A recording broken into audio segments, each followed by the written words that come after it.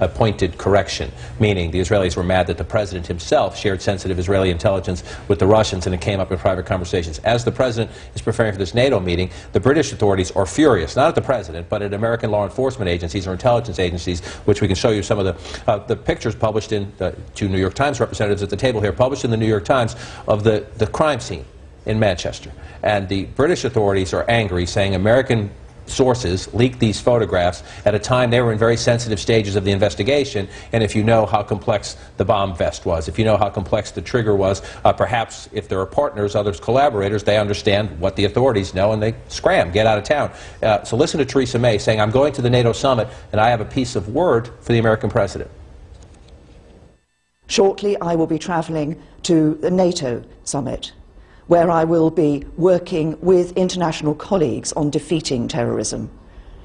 I will make clear to President Trump that intelligence that is shared between our law enforcement agencies must remain secure.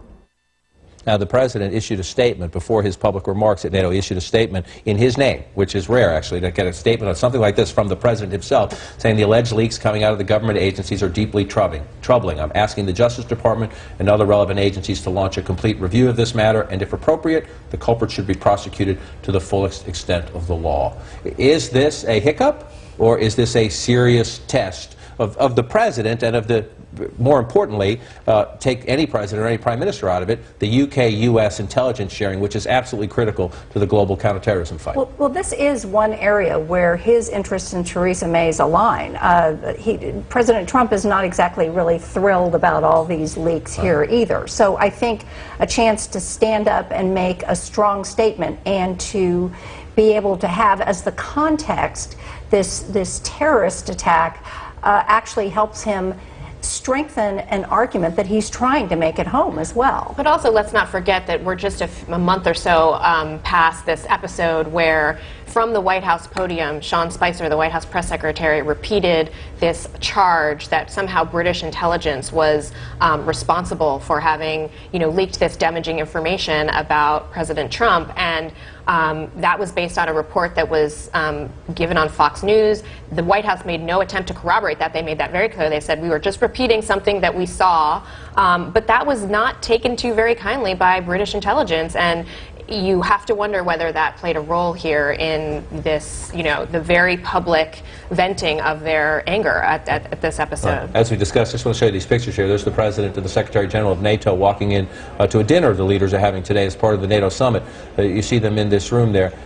Just watch for a moment as the President goes through. We're not expecting any remarks here, but you see the President making his way. And it's just interesting. It's the first time. We know there's a lot of skepticism in this room. You see Secretary of State Tillerson there, the Canadian Prime Minister Trudeau there. We know there's a lot of skepticism in the room. One of the things that came up earlier when the President, after a meeting with the President of the European Union, is listen to the President of the European Union coming out here saying, we welcome to the President, we're looking forward to these discussions, but we might have a big disagreement over one of NATO's big issues.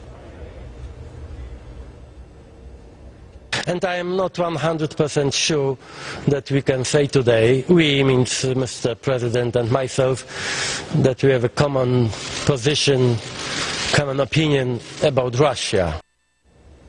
Interesting that that hangs over. This has been a question since day one of the Trump administration, and we have seen as the election meddling investigations have played out here, the administration has moved away from this thought, we're going to have a reset, we're going to have a new opening, a more friendly relationship with Russia, and yet, after initial conversations with the President there, the President of the European Union saying, I'm not sure we're on the same page.